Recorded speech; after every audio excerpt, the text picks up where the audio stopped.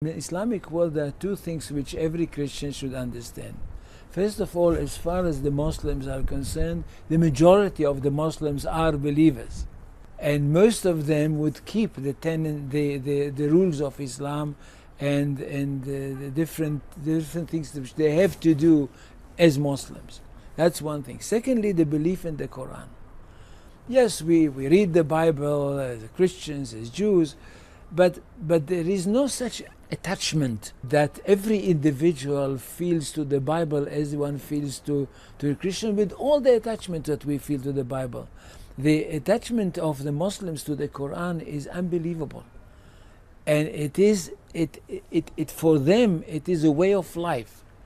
It's the real words of God.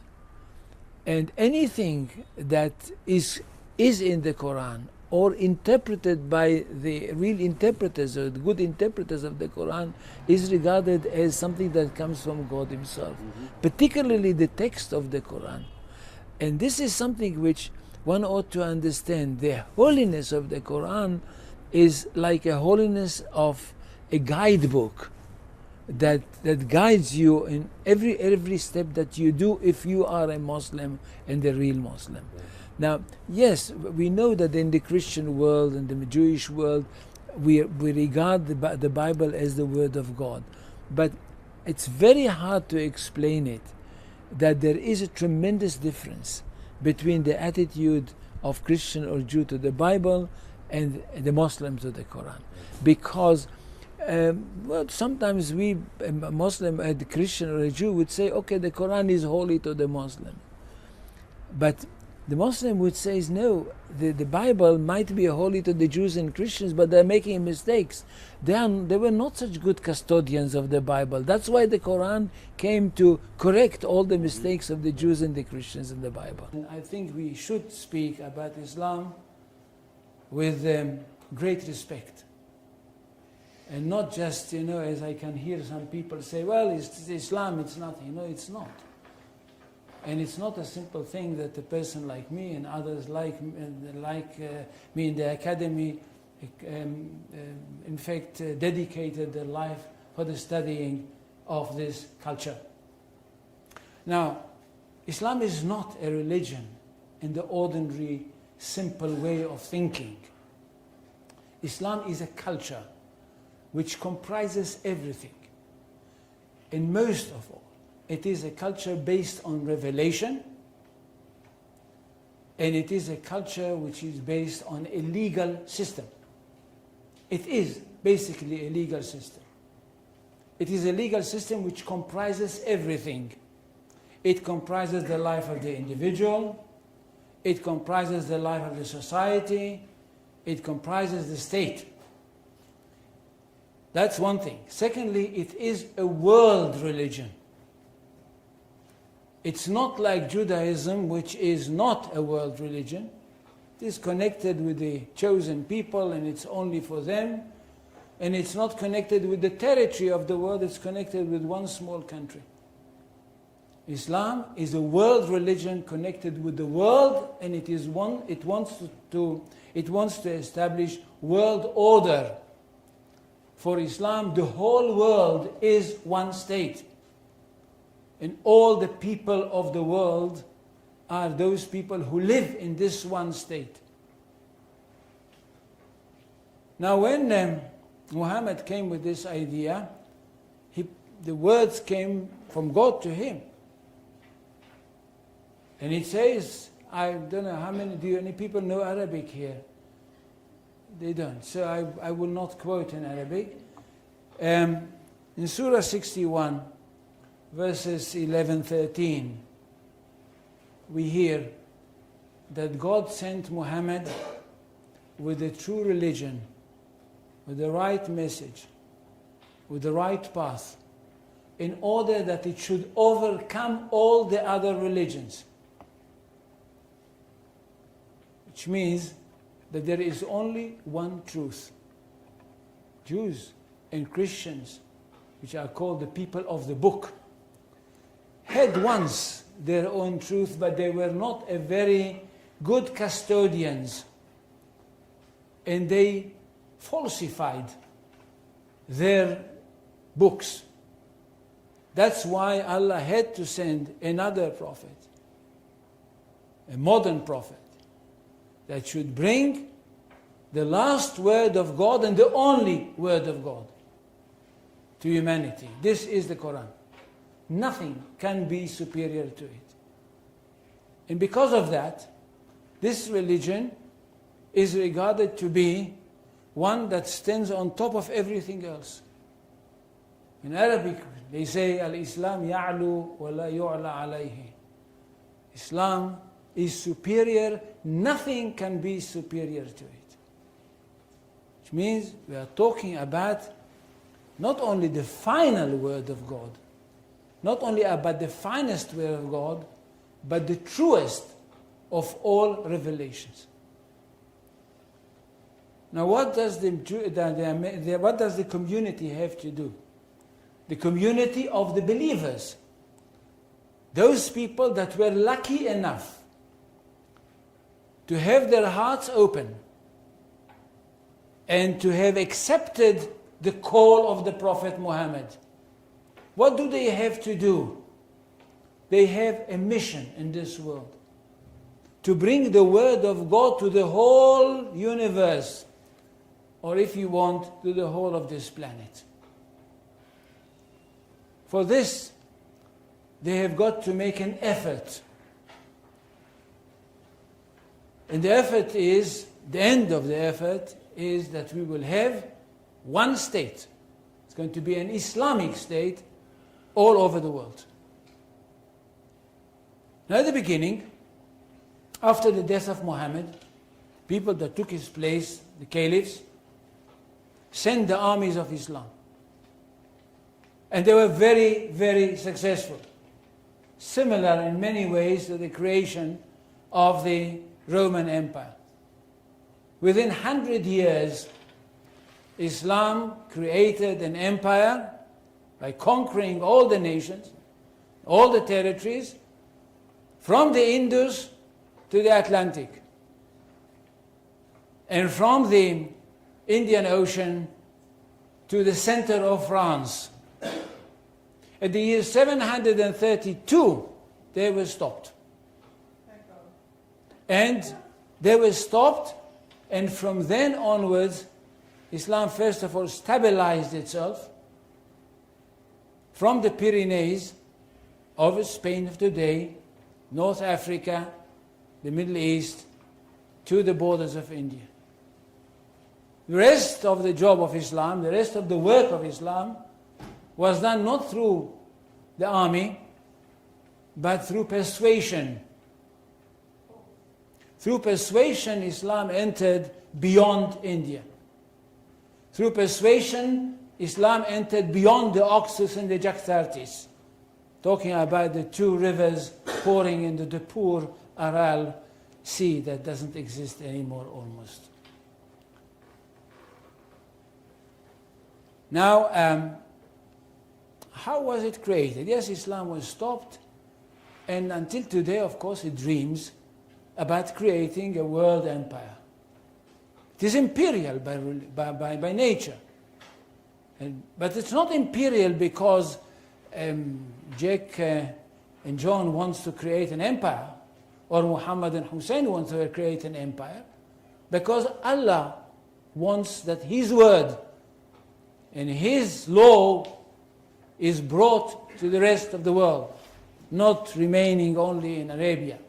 That's the idea which was created concerning the development of the Islamic law in the world as such. But Jews and Christians must accept the superiority of Islam and the superiority of the Islamic law. There is no way in which you can live under Islam and not accept the superiority of the Islamic law. If something happens and Jews and Christians, or Jews or Christians, establish themselves in a territory which used to be Islamic, once used to be Islamic, like the Spanish today in Spain, this is regarded to be a reverse of history. This is something which is unacceptable. It might be only a temporary thing, but it's unacceptable because any territory which had been conquered by Islam cannot change its status as far as the Islamic law is concerned. Once an Islamic territory, always an Islamic territory. It is connected with Spain, it's connected with Sicily, and it's connected with many other places in Europe itself. Now, if the war continues all the time, the idea is that there is a holy war.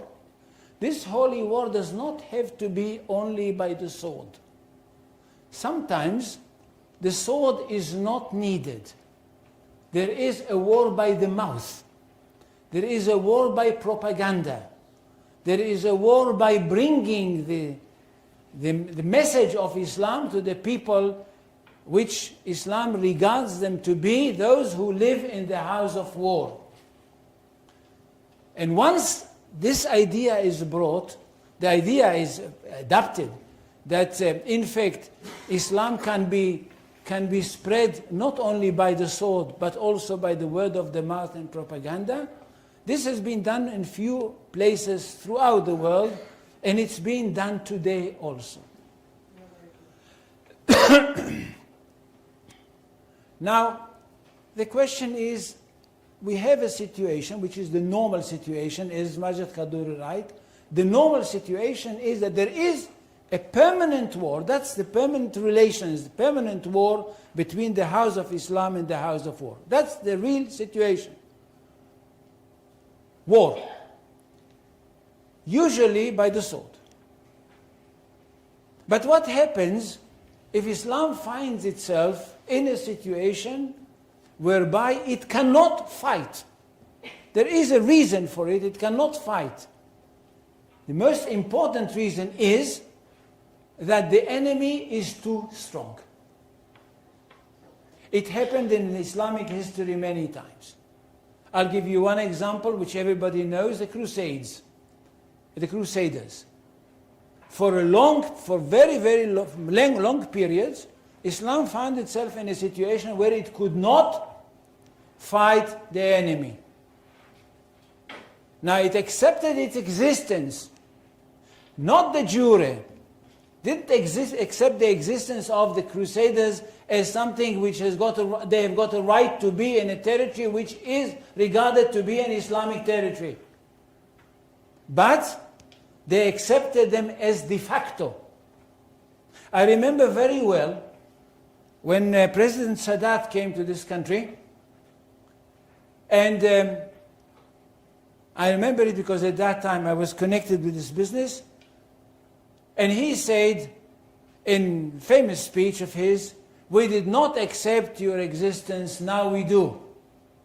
And everybody was very excited about it.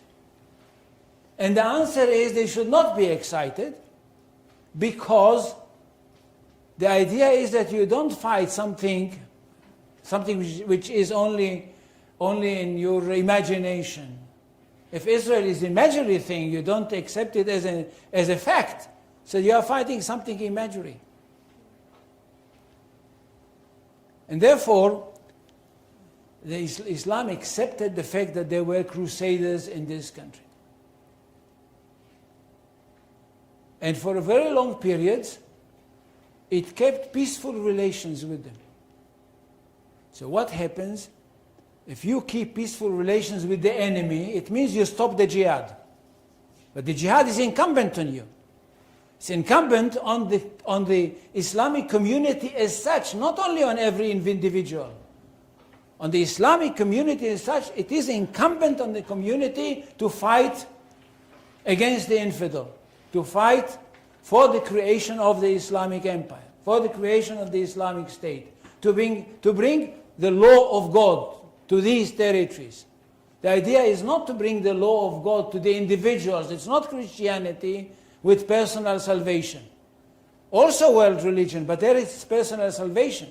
Here we are talking about a territorial attitude, which means the whole territory of the world has to become Muslim and to succumb or to be under the rule of the Islamic law. So what happens if you cannot do it? Usually because the other side is too strong.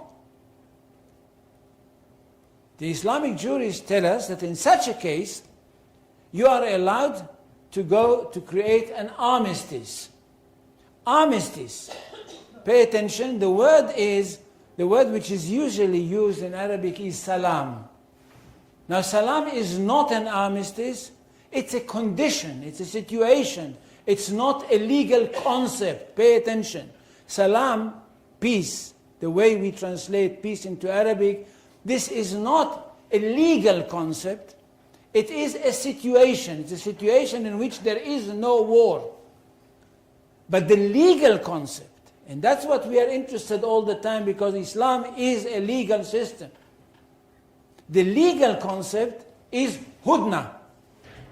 Hudna in Arabic means ceasefire, cessation of war. There is no fighting in the time of the hudna.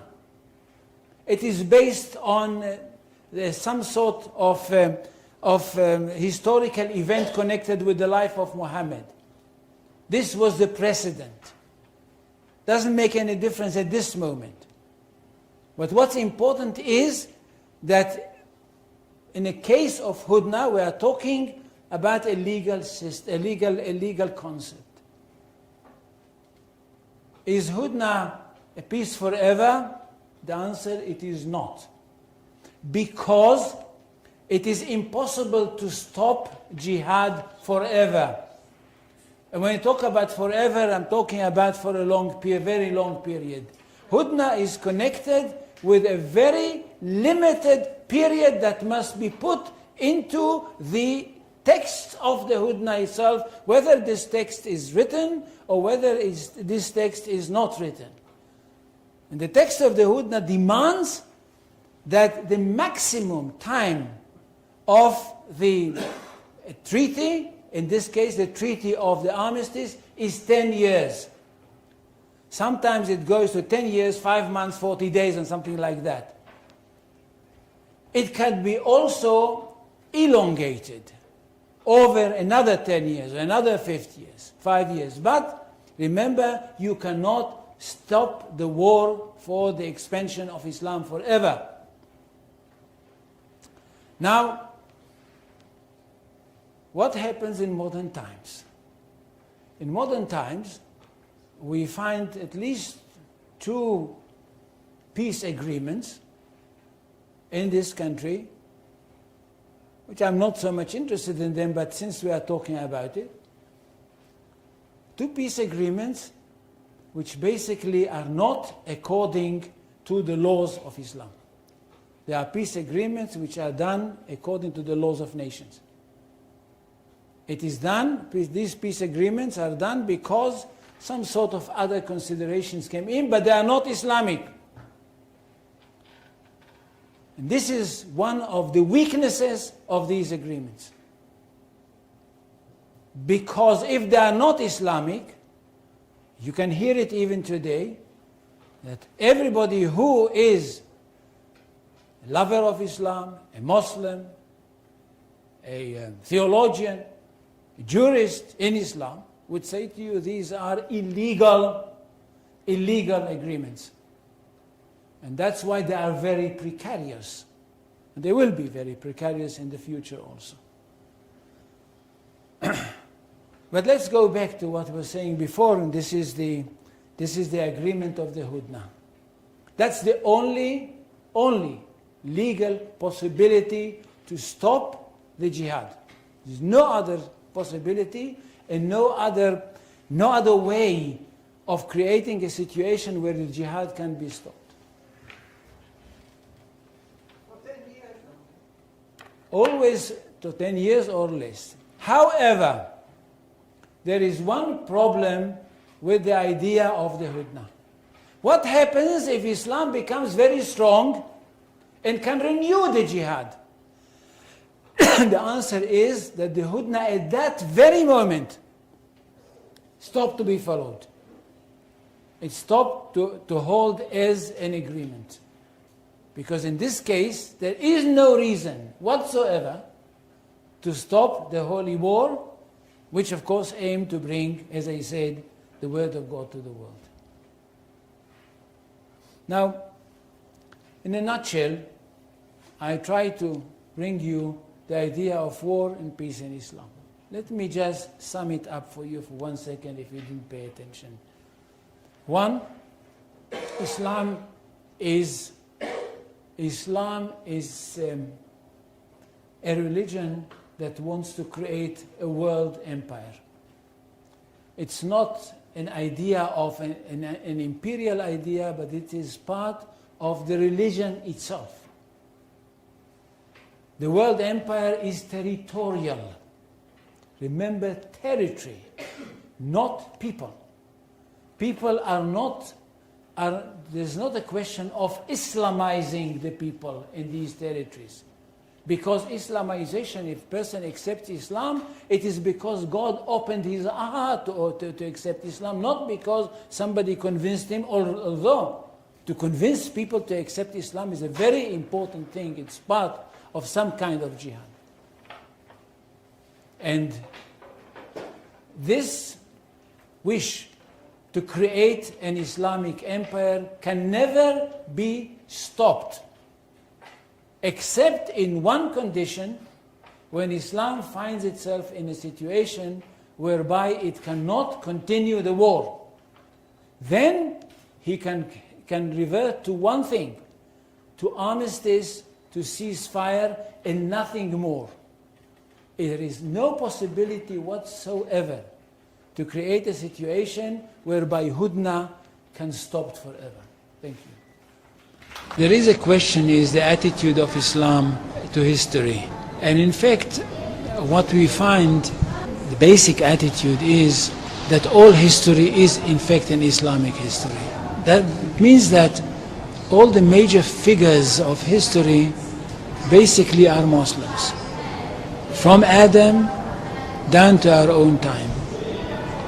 So if the Jews or the Christians are demanding something and basing it on the fact that there was a king called Solomon or a king called David or a prophet called Moses or Jesus, then of course what they are doing, they are saying something which is not true, or in fact they don't know that all these figures were basically Muslim figures. They were, in fact, since the creation of the world there is only one religion, and this is the religion of Islam. So if anybody says, look, there is a place which is connected with Solomon, and that's the place where the Temple of Solomon stood, a true Muslim would tell you, yes, absolutely right, but don't forget that Solomon was a Muslim. And David was a Muslim, and Abraham was a Muslim, and Isaac was a Muslim, and Jesus was a Muslim. And this is what I mean by the Islamization of history. And you can understand that through Islamization of history, you've got Islamization of geography. Anywhere which was connected with these people, or with these prophets, which were all Muslims, becomes a Muslim territory. And therefore, when Islam was not in that area before Muhammad came to it, but it should have been there. In that area, I mean in the Middle East or other parts outside the Middle East, which are now Muslim parts. Any place like this had to be freed, not to be conquered, had to be liberated. So Islam appeared in history in the time of Muhammad, or reappeared in history from their point of view, reappeared in history as a liberator. And therefore there is no Islamic occupation. If somebody occupied anything, it would be always somebody else, not the Muslims. So there is no Islamic occupation, there is only Islamic liberation.